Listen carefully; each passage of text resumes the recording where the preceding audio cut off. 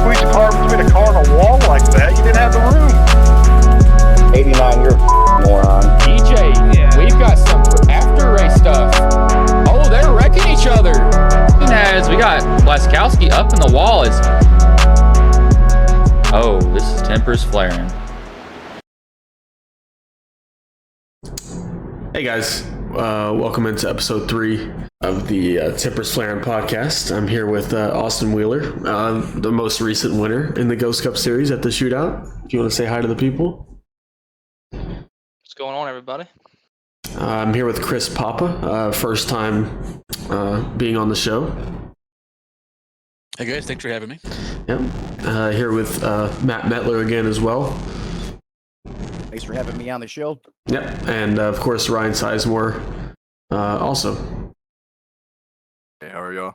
All right, so we'll just kind of go over some quick stats from the shootout, just kind of look over the top 5 and then some of the most notable finishes or things that happened during the race. So the top 5 goes Austin Wheeler, Rookie of the Year contender, getting his first win in an exhibition race. Unfortunately, couldn't be a points-paying race for him, so hopefully he can carry that over to the big race.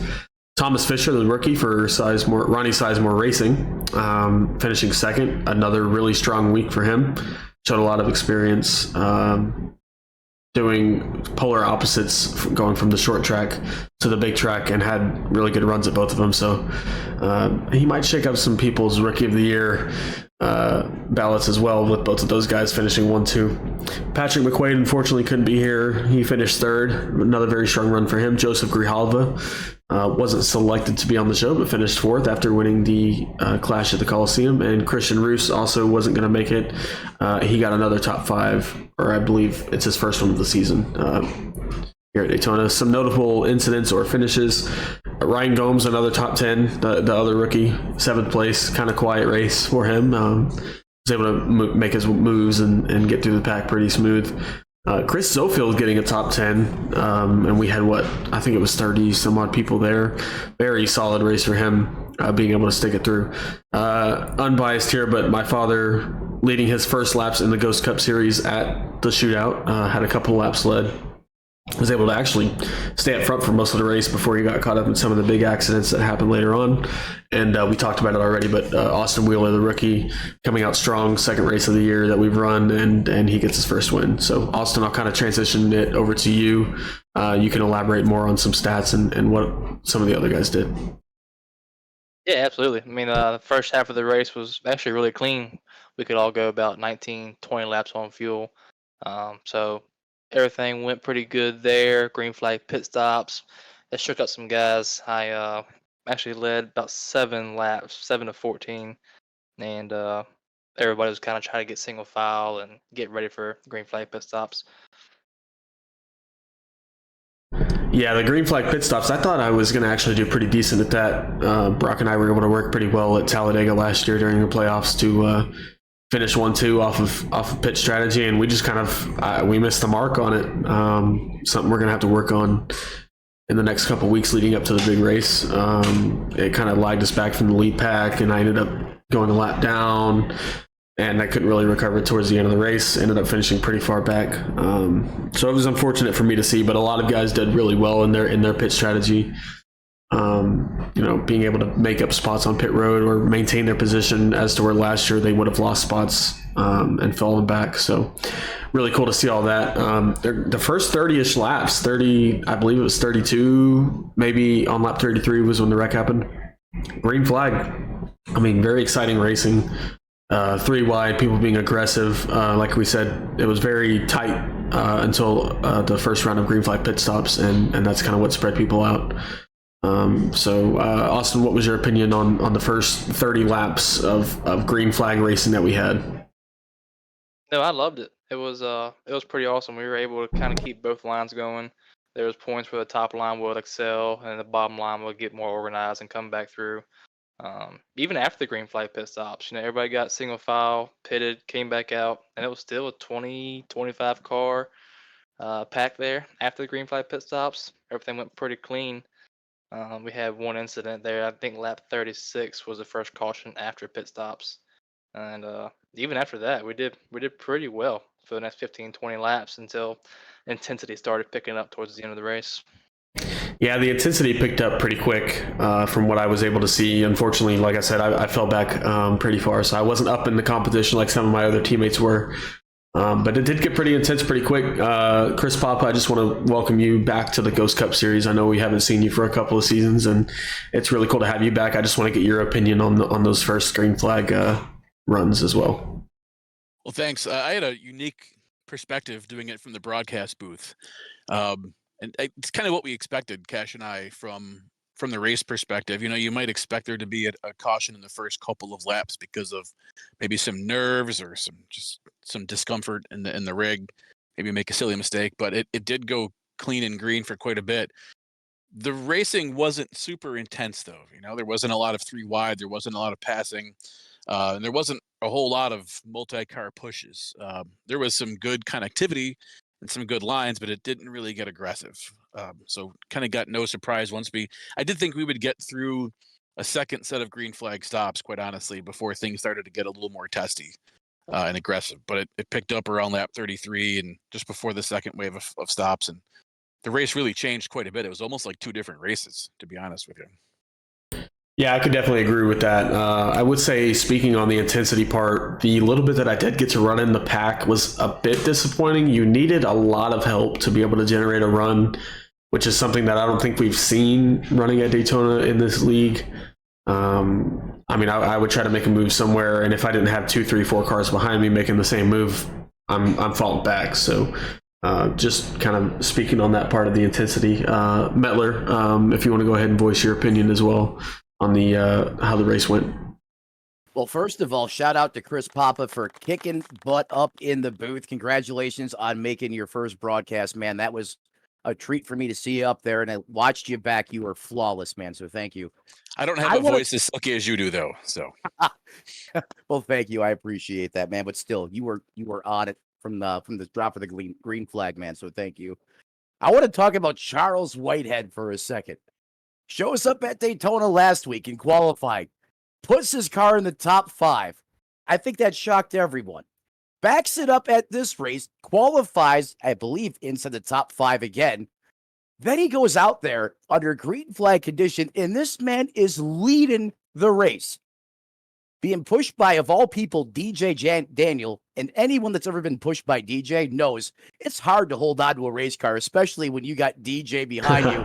And of course, I'm sitting there in third, watching all of this with my jaw hanging open, just loving life, because the racing, the first part of that race, you know, as Wheels and Chris Papa, you know, already alluded to, it was darn near perfect.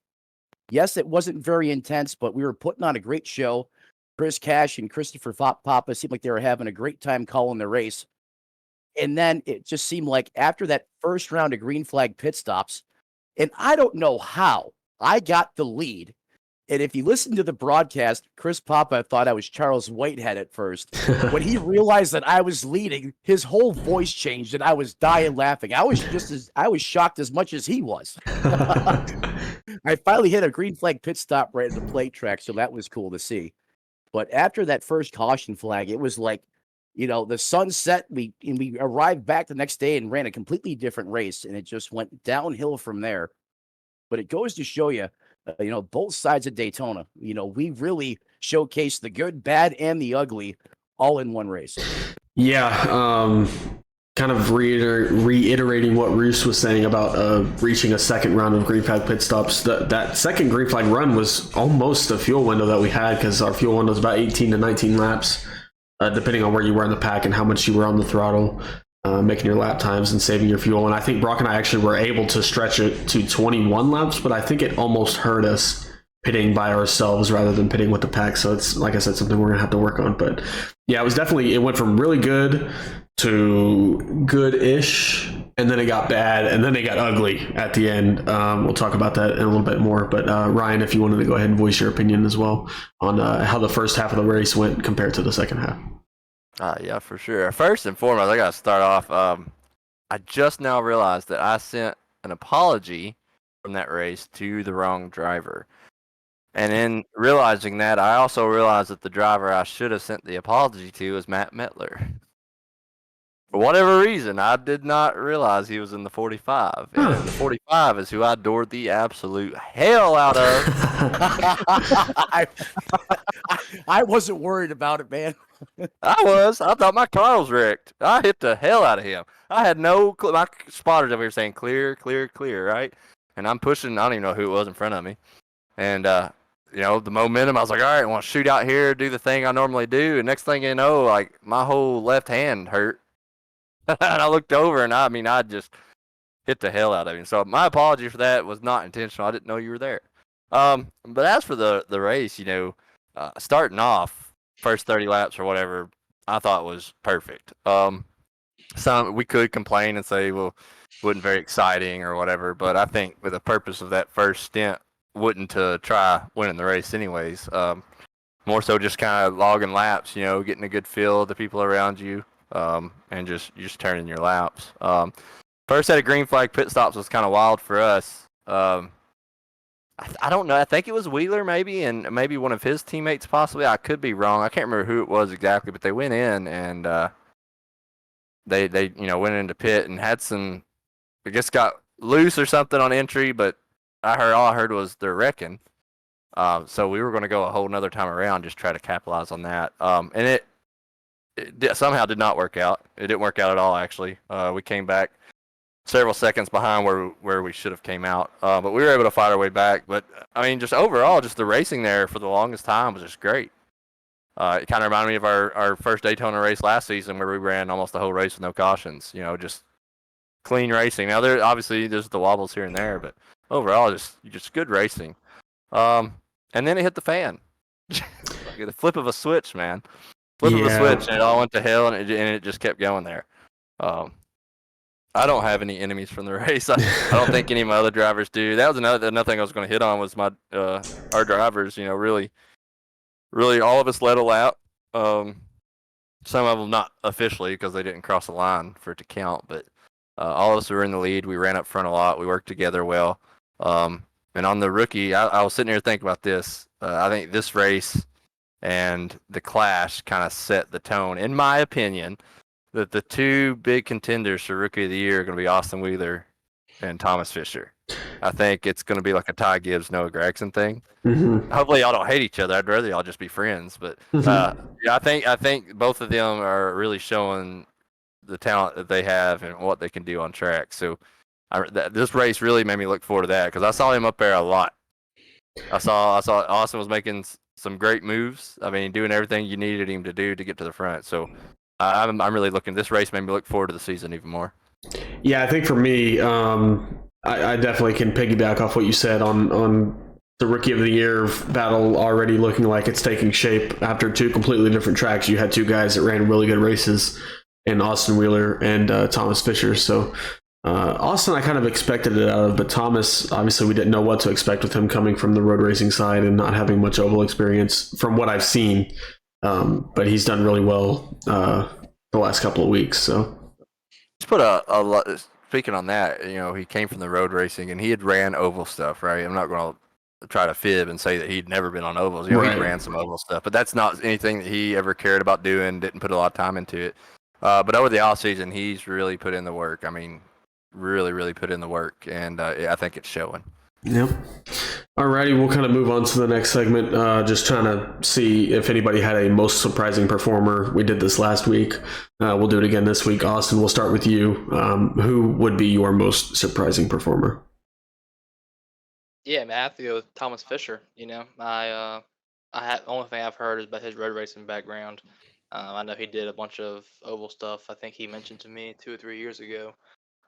But to come from two totally different tracks, the Clash, and to come here to Daytona and be a threat for the win at both places, that's got to mean something for sure. Yep, I think that's definitely going to be my pick as well. Thomas Fisher with the most surprising performance, but I would also, if I had to say something different, it would probably be Chris Zofield getting the top 10 because usually he doesn't have very good luck at the super speedways, and he toughed out one of the most tough races that I've ever been in, wreck-wise, caution-wise, was able to stay out of everything and finish 10th. Like, that was pretty remarkable. So, Papa, what about you? Yeah, I was going to say Thomas Fisher also, actually, and I don't really have a backup choice. I was committed hard. Yeah, I think what's going to separate him throughout the course of not just super speedway races, but really good road course races like himself, who have great hardware. It's not just good road racers don't just have a good feel; they also have good hardware, good equipment in their rig. Right. Guys like that really just have excellent brake control, throttle control. They're a bit more sensitive on the wheel. And to see him have success at a super speedway is one thing, because it isn't just about pushing or taking a push. It's about side drafting and Right. managing your car throughout the course of a race, recognizing runs and defending them properly. That part I think he may struggle with. But throughout the course of a season, I think he's going to have a lot of success. He'll do really well in the intermediate and the short tracks, just because he'll know how to get around them. As long as he can manage the car properly, I don't see. And he's got a great team, so I don't really see a reason why I don't think he's going to have a great year at all. He's going to do well, really well. I want to see him in the duel also, but Yeah. he was up front almost the entire race. He was always in the top 5. It felt like, no matter what, and taking pushes, getting pushes, managing himself throughout the traffic really well. He never really got himself in a tough spot. There's even one moment where he was leading and a lap car was coming up, and that's usually a point where things tend to go a little haywire. Yep. And he managed the line really well there too. So for me, he got an A+ grade across the board, just watching him just navigate through.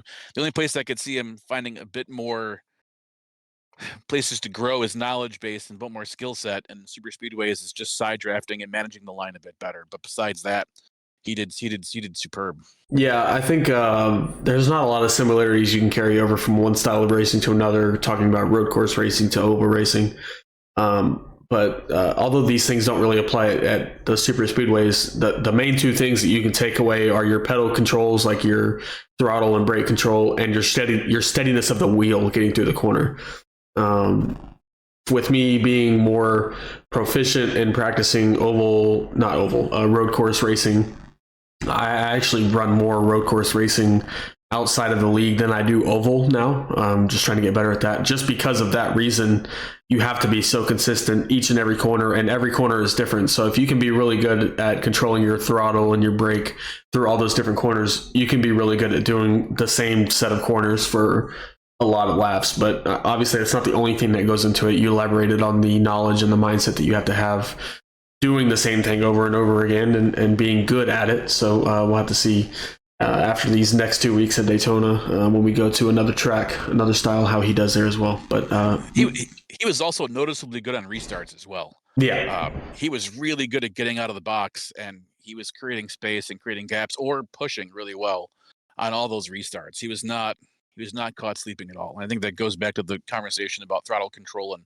controlling your vehicle and your thoughts and really being in the moment at all times, like a good road racer must be. Yeah, awareness can be carried over through anything, whether it's stick and ball sports, your daily life at your job, or racing on iRacing. If you have awareness, that's one of the biggest keys that you could have to improve what you're not good at. So, like I said, it'll be pretty cool to see him after these next couple of weeks when we go to, I believe it's Vegas. Correct me if I'm wrong. It'd be pretty cool to see him there. So, Metler, who would be your most surprising performer? Quickly, just to touch back on it, I agree with what Ronnie said about Wheels. I think he's going to do great things this season. He showed on 2 different types of racetracks that he can perform. Charles Whitehead, without question in my mind, the number one surprise, number one performer. I mean, this man last year, and I don't mean this to be mean or anything, but, you know, he was usually back there picking weeds with me in the back of the field. Yep. You know, that's just how it was. I put a lot of seat time in last year, and I was starting to get better towards the end of the season. But, I mean, to be out there inside the top 3, and he's leading the race, not just one lap, multiple laps, taking a heavy push from DJ Daniel of all people. Like, if I had a newspaper, that would have been the main storyline. Like, that was super impressive, and I can't wait to see if he continues the momentum this week as we get into the duels. Yeah, we'll look at the duel lineups coming up. He's got a really good spot going in there, so if he can survive, he's got a good starting spot for the the big race. Unfortunately, he didn't have the finish that he wanted, but yeah, like you said, he ran up front quite a bit, and usually, knowing from experience being in the voice channel with him, he gets really nervous, especially when he's running really well at the super speedways, and I think that only ramps up when you have somebody like DJ Daniel behind you pushing you. I tried pushing like DJ Ant, and I ended up wrecking him out of turn number 4. I don't know how he does it. But yeah, that kind of goes to speak on how he was able to control the car with DJ pushing him like he was. So that was pretty cool to see. Last but not least, Ryan, who would be your most surprising performer? Charles Whitehead. To piggyback off what Metler was saying, I've raced with Charles for several years now, and like you said, not trying to be rude, but normally he was towards the back of the field. Would have a lot of issues throughout the race, and so far I've not seen that. It's like a different Charles Whitehead. Like Metler was saying, that whole race, I remember. I mean, I was looking at his bumper a lot. A whole lot. Pushed him there for a couple laps, and then he somehow gained positions ahead of me, and I lost him. He went to the front. But yeah, hats off to him. Seriously, it's great when you can see guys do that, go from struggling for a couple seasons to really hitting it off big coming into this season. I think if he carries that momentum, he's going to have a career season for himself. Yeah, comparing his rookie season when we were still racing for you, Ryan, before you branched off. He was like bad. And he knows it too. That's why I'm allowed to say it without getting my ass kicked. Unfortunately, I have my own house now, so I don't live with him, so he can't come scolding down on me for saying that. But yeah, he was really bad in that 28 car when we ran with you, and then. It was the same thing beginning of last year when we started our team, just like not running really, really well, no consistency.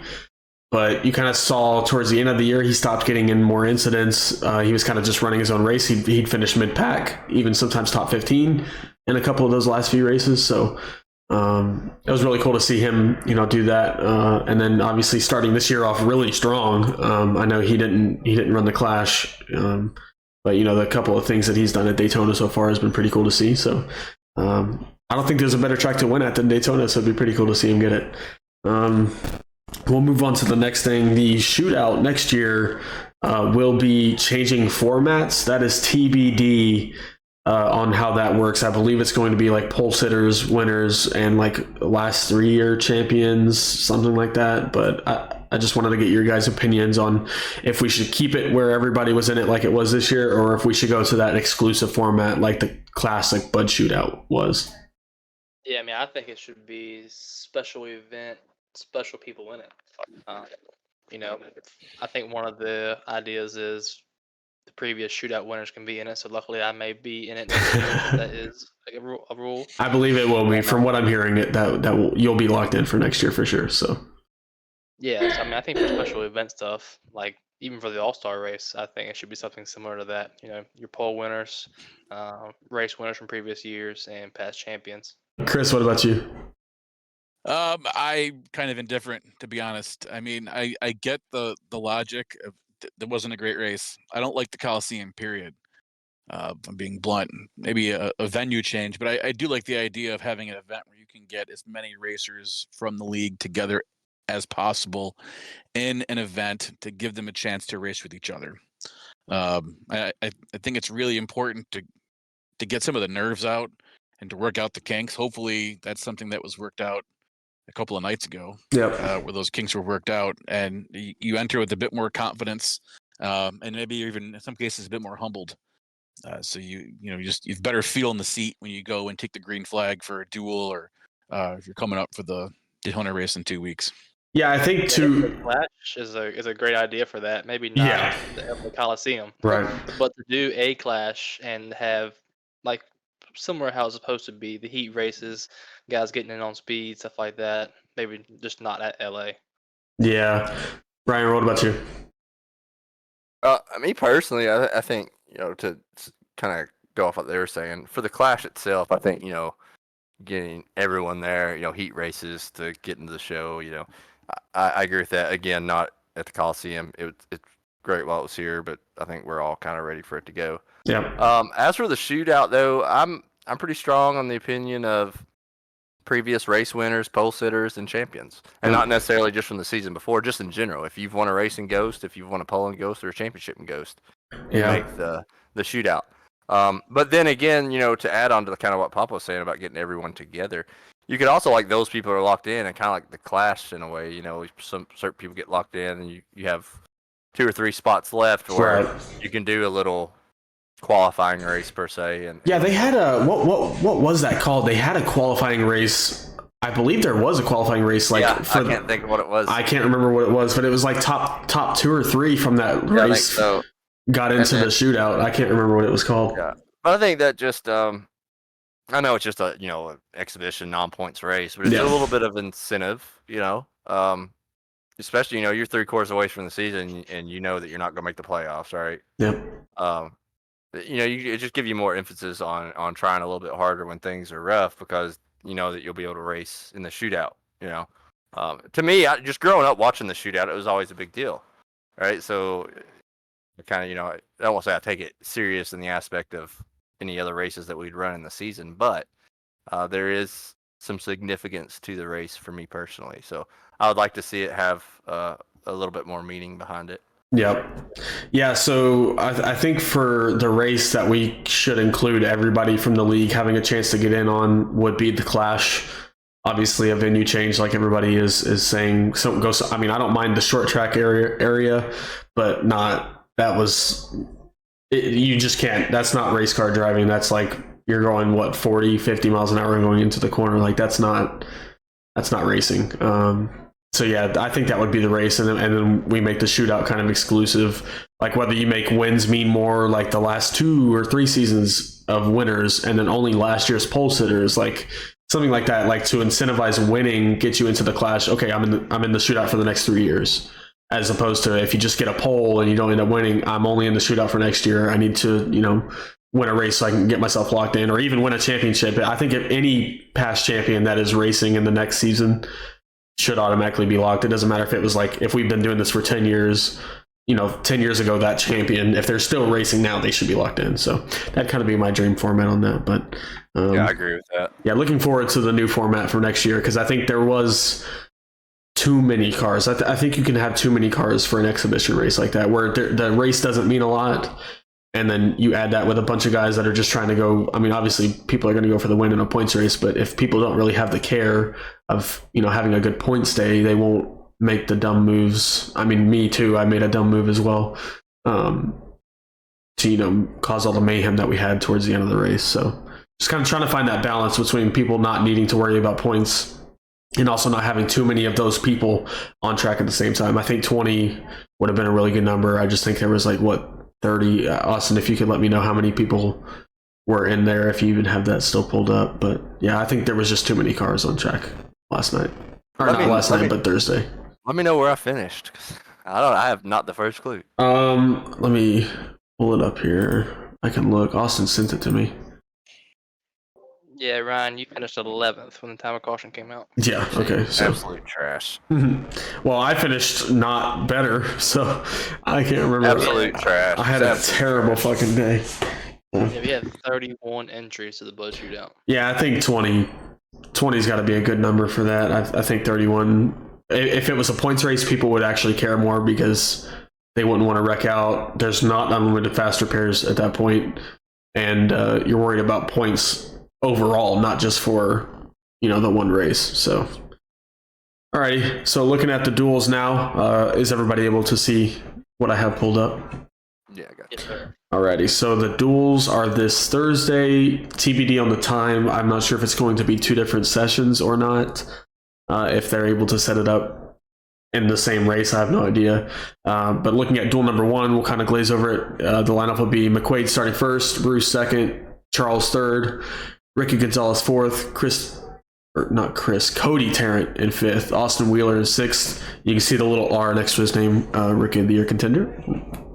Cliff Corvo starting 7th. I'm starting 8th. Cogswell starting 9th. Cash 10th. Sabanovsky 11th. Metler 12th. DJ Daniel 13th. Chris Wheeler 14th. Ryan Sizemore 15th. Brandon Richardson 16th, Dylan McDonald 17th, Robert Gillard, another rookie, starting 18th, Chris Roberge 19th, and Caleb Collins rounds out the top 20 in the first duel. Just kind of looking at the first duel, is there anything that you guys want to discuss on who is starting where, who needs to have a good race to improve their position in the big race? Austin, we'll start with you.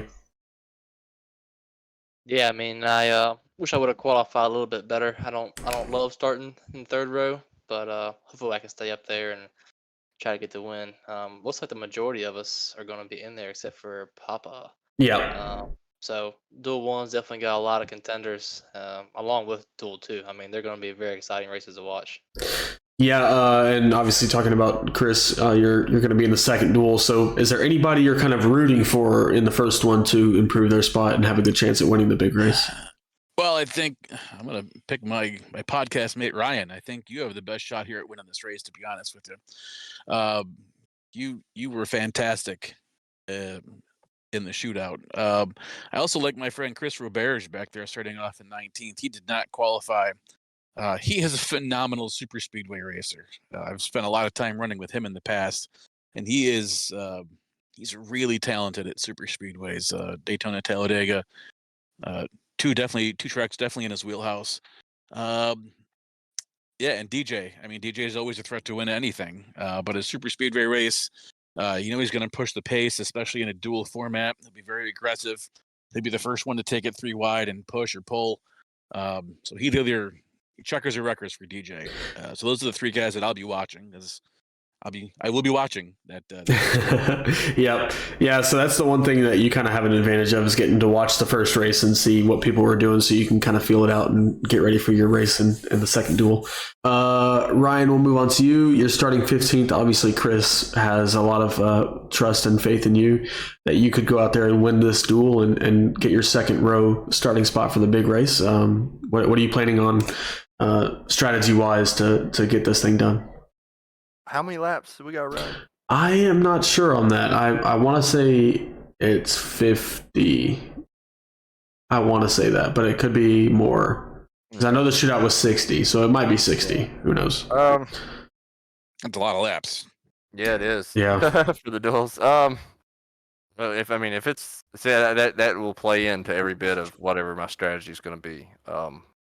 If it's 50, 60 laps, I'm going to take the first little bit to kind of hang around. Not saying I'm going to lay back or sandbag, but I'm not going to push it 3 wide to get to the front. I'll pick up spots as I can, kind of mind my P's and Q's, and watch everyone else. But then there is that point where you turn that aggression up. Now, my plan generally is to turn my aggression up before everyone else turns theirs up. Right? Yep. If you get super aggressive with everyone else, well, then you're in the hornet's nest with them the entire time. I'd rather get out ahead of that before it happens. Yep. So really, strategy either way, that's going to be the strategy to try to win the race is get a jump on the aggressiveness and making the moves to the front before everyone else does, and hopefully be able to hold it. I don't like to be in the lead coming out of 4. Yeah. And every time I've won at one of these tracks, I've except for the last one at Daytona last season, I was being pushed across the line that time. But all my other wins at super speedways have come from second or third. Yep. I've never, I don't like sitting duck up there. I don't like it. Yeah, I think the end of the race for me is going to play out how it's going to play out. Obviously, I'm starting 8th. Didn't have what I wanted at a super speedway qualifying, but kind of just got luck of the draw.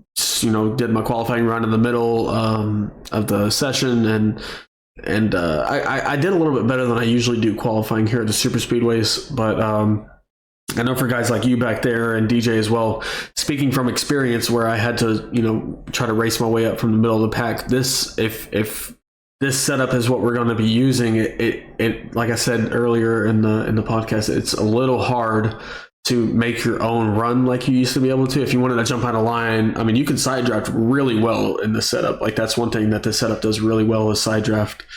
But it's just really like the runs stall out really quick. And I've seen guys lose the draft being 3 car lengths off of the guy in front of them if they're not doing something right. So I don't know. We'll just have to get that figured out. We'll go touch on that real quick. Go ahead. So generally, and I don't know, last season, 0.6 was about where you had to be within that to stay in the draft, right? Yep. And we run races all last season with that. As long as you were within 0.6 of a second behind the car in front of you, you were in his draft. You were good to go. You didn't need help. You could pull up to him, right? Right.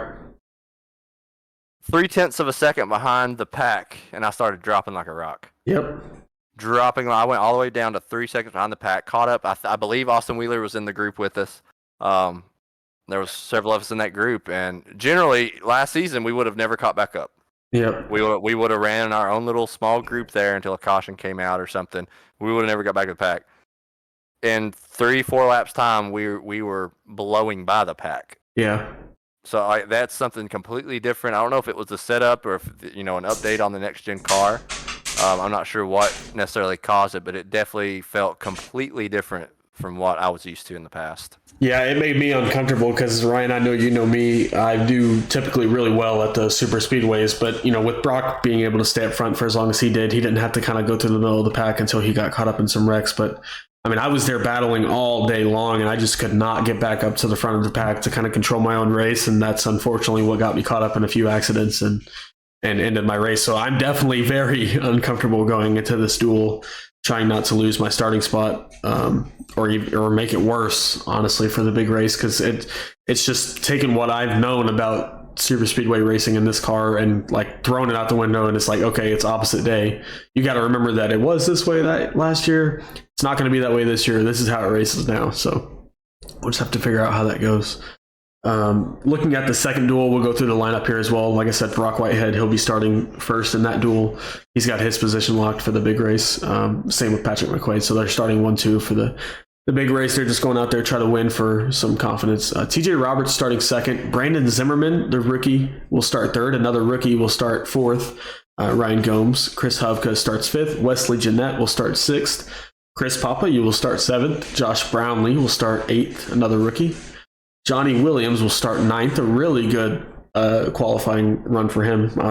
That's probably my surprise, was him qualifying inside the top 10 for the second duel. So Caleb Monzaleski, I'm sorry if I'm kind of butchering that, another rookie, will start 10th.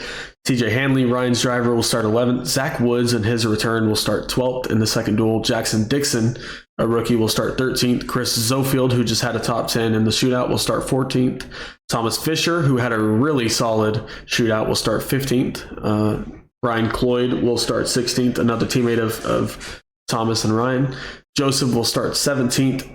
Thomas Stewart will start 18th. Dylan Ellis will start 19th. And Dustin Hall will start 20th. I actually believe Dustin Hall won't be racing for what I've seen. He's not going to be in the event. Yeah, so unfortunately, ignore Dustin. We've got 19 cars in this one, unless some other people don't make it. But Austin, we'll go ahead and get your opinion on who has to do what in this duel. Yeah, man, a notable there, Thomas Fisher, 15th in that duel. I actually would have thought he might have qualified better. For some reason, I don't remember his qualifying effort 2 weeks ago. But I think he's one to watch out for, of course. He'll be heading towards the front. Yeah, I'd keep an eye on TJ Roberts, too. He's starting second. I think he's one of the guys that's going to kind of stay up there. He was in front of me at the shootout. I was pushing him for the first couple laps until he ended up getting to the wall, but he seems to be a pretty good plate racer as well. Yep. And Chris, we'll go ahead and go into you. What do you think you need to do with the people around you to improve your spot for the big Daytona race? Well, my strategy actually is to bail out immediately, head to the back on this one, because I don't like the balance of who's up front and who's in the back, just from what I saw from the broadcast booth. And my thoughts are is Fisher, Cloyd, and Grijalva, they're going to run to the front pretty quickly. And I don't want to be in front of them when they get there. Yep. There's a lot of rookies up front as well, too. So I'm going to probably bail out as fast as I can and head to the back in the beginning of the duel. I'm a little rusty, to be honest. I haven't been running a lot in the rig since right before Christmas. I broke my toe on Christmas. Oof. So I've been taking some time away from the rig. I'm getting used to racing with shoes on now. So I'm taking a different approach to this. I'm using this one as more of a feel out. Mm-hmm. I'm not running for points. I'm part-time for the season. I'm running for wins. Yep. And I don't care about winning a duel because this gives me a best shot to start third or fourth. Not too concerned about that. I want to win 6 days or 7 days after this race. Yeah. So I want to feel out the group, see who, just confirm what I saw with my eyes, confirm with my bumper, who I can push, who I can trust, who's consistent and stable. I've got a handful of guys I want to follow and I'm going to look out specifically. Like I said, Fisher, Cloyd, Kashalva, those are guys I want to look for. Hitch my wagon to them. I'm also I'm not part of a team, so I'm doing this as a lone car guy. So I kind of need to figure out who I need to trust and who I can follow, and who can help get me there at the end. Right. Make friends with the ones who can friend me back. Sound good. Yeah. Do you drive a Chevy? I drive a Ford. Even worse. No help from that. The Ronnie Seisberg group will not be working with Chris Papa, is what I'm hearing. So, breaking I'll be looking news. for you guys. You guys are great. Actually, right. No, Ryan, you're great in the draft. So if I get a chance to work with you, you're gonna see me pushing you at some point, hopefully. I appreciate that. As Trey was going there, we're pretty diehard on our Chevrolets. Our team owner, my papaw, he watches every single race, and he lets me know when a Ford or a Toyota does something he don't like to. So, but no, in all reality, we my team we've talked about this. There may realistically, there's no one that'll be racing that we wouldn't be willing to work with. Now that's going to change as the race goes on. You know, screw us once, we're not going to help you next, right? But as for you, you're on the list. We've got a list of guys that we will make a valiant effort or attempt to help, as long as it's not going to be detrimental to us. Right. Everybody in this chat right now is on that list, so if you need help, we'll be there for it. It's really tough to team race really at this particular race. You can pit as a team and in theory, but it's really difficult, especially the way these cars and this setup is. It's just hard to run up on somebody, right? I mean, your friends are who is around you at that moment. Unless you back up to somebody, it's really hard to work your way up to somebody like it was maybe with a different setup or previous cars, or even 6 months ago. If you wanted to get to third from 10th, you could get to third from 10th in about 3 laps of effort. Oh yeah. It looks like between the car bottoming out and maybe not having enough gear, that's just not doable. Yeah. Yeah, well, like Trey's seen me, my signature move at super speedways is I will come from 15th right down the middle and pass the leader. Yep. I've got videos of me doing this. It just I can't explain it. I'm just able to do it. It doesn't have to come from a big run. I could be running behind everyone and just pull out, go through the middle, and go straight to the front. Always been able to do that. Didn't matter the car I was in. I tried that 7,000 times the other night and fell backwards every time. Yeah. Right, you and I did that together. Yes, years ago. Yeah, exactly. Yeah, We were racing right for to the Lucky front. Dog. We Yep. pissed everybody off, and we went Yeah, from we the did. back to the front. Yeah. All the Crazy. way, dude. All the way. Yep. Those fun times. Yeah, I think the main issue that we have right now is what Chris was kind of elaborating on, was the gearing issue. I think you're running too high of an RPM in 4th gear in the pack to be able to save enough fuel that you need to save, but then 5th gear is kind of too slow. If you're 2/10, 3/10, you're not going to, I mean, you got to downshift pretty much to try and get back with the guy in front of you. So, I mean, it's just kind of like a weird balance.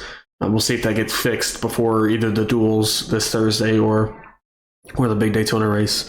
Just kind of going off of that, Ryan, did you have anybody that you were looking out for in the second duel? TJ Hanley. I know, granted, bias, he's one of my drivers, but I do believe that he's going to be the one to get it done. Like we talked about Thomas, and everyone talks about Thomas quite a bit with him being the rookie and his background and what he's able to do, but don't count out TJ and remember what he did last season. He's not having to worry about dropping back. He's put in a lot of work, a lot of practice. When it comes down to it, he's the most dedicated person on this team, hands down, without a question.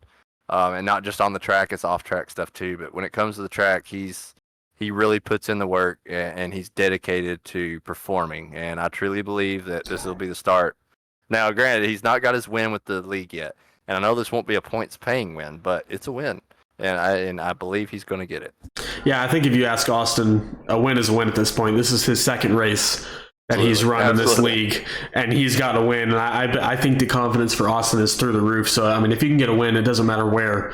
It's going to. Rightfully so. Rightfully so. I mean, I just got done watching the NASCAR stuff on Netflix, and one thing that Ryan Blaney said is, you can have a really shitty season, but if you start building that confidence at the right time, it sends you through the stratosphere. So it'd be really cool to see TJ, do that pretty early.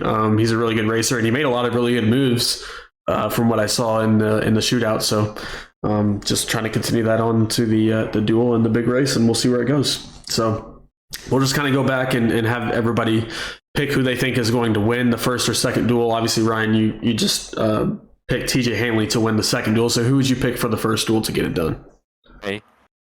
Yeah, you, and then like we'll go with like a backup pick as well, so that you kind of have some security. Okay, my backup, the number 3 car. Nah, that first one's a hard one, man. Yeah. I'm gonna do it though. I'm gonna say Austin Wheeler. That's realistically looking at it. If it's not gonna be me, you ain't gonna let me pick me. That's Yeah, I mean everybody's allowed to pick themselves. Like if you don't pick yourself, you're not confident in what you can do. So obviously really solid pick. Like you are a really good super speedway driver, but yeah, Austin is also a really solid pick, and that kind of gives you some security if you end up not having a good race and Austin gets it done, then you still won your prediction. So that'd be pretty cool. I'll sit on top of that high horse. Chris, what about you? Who would you pick to get it done in Duel 1 and Duel 2? For me, I'll go with Ryan for Duel 1. And for Duel 2, I'm going to be really egotistical and say the winner will be somebody that I push. That's what I think. Yeah. That's what my goal is to try and make friends here and push the hell out of people. Yeah. That's my goal for this race. And break out all the rust and push somebody. So if I get partnered up with somebody, my goal is I'm going to push them to the front. I'm not trying to win this thing. But I want to give myself as much confidence as I can going into the following race at Daytona, including the truck race, which I'm also in that as well too. But I just get as much confidence and make as many friends as I can throughout this duel. That's my goal. Yep. Alrighty, Austin, who would you pick for Duel 1 and Duel number 2? Duel 1, if I can't pick myself, I'm gonna pick Roos. I worked with him quite a bit during the shootout, and he was really easy to push. He was great giving the push. He didn't make any non-calculated moves. I mean, everything he did was pretty much on point and was going the right direction. So I'm going to go with him for Duel 1.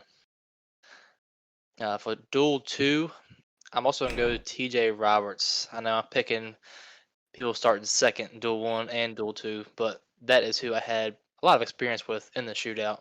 TJ Roberts was also very stable to push, and he didn't seem to put a wheel wrong. So I'm going to go with those two. Yeah, very solid picks. I think for me in Duel number 1, if obviously I'd like it to be myself, but I mean, this first duel is pretty stacked with guys who are really good at super speedway racing. So I think I could flip a coin, honestly, between people like McQuaid and you. Obviously, I'd really like to see my dad get a win, but if I had to choose between you and McQuaid, I would have to pick you, just because you're the most recent winner in the shootout, and you're not starting very far back from the front, which I think is very important if it's going to be a shorter race. For the second duel, if I didn't have to pick myself and I wasn't biased towards Brock, obviously I'd like Brock to win it. I think Hubka could actually end up getting this done. If Chris Papa ends up working with Hubka and he does what he just said he would do, I think Hubka could finally break through and get that done in Duel number 2 at Daytona. So it'll be a lot of fun to see. Alrighty, so since we're back now, that's going to be all for this week's episode. This one ran a little bit longer than last week's, which I'm kind of surprised on. A lot of things to talk about, a lot of fun. I always have a lot of fun doing this. I appreciate you guys for coming on. Be sure everybody to watch for the race this Thursday. I believe it's going to start at 9 p.m. Eastern is when the first duel should start.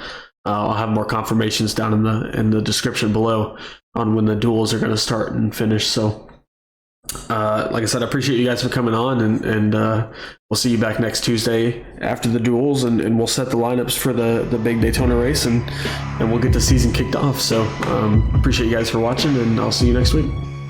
Awesome. Thanks, guys. Yep. Yeah, thanks, Jay. Have a good one.